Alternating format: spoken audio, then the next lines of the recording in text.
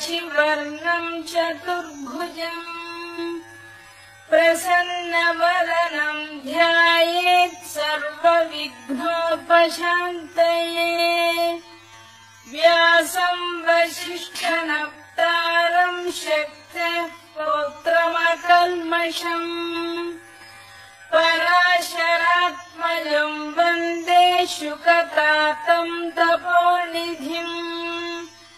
व्यासाय विष्णुरूपाय व्यासरूपाय विष्णवे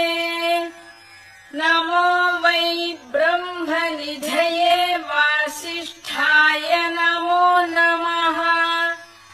अविकाराय शुद्धाय नित्याय परमात्मने सदैकरूपरूपाय विष्णवे सर्वजिष्णवे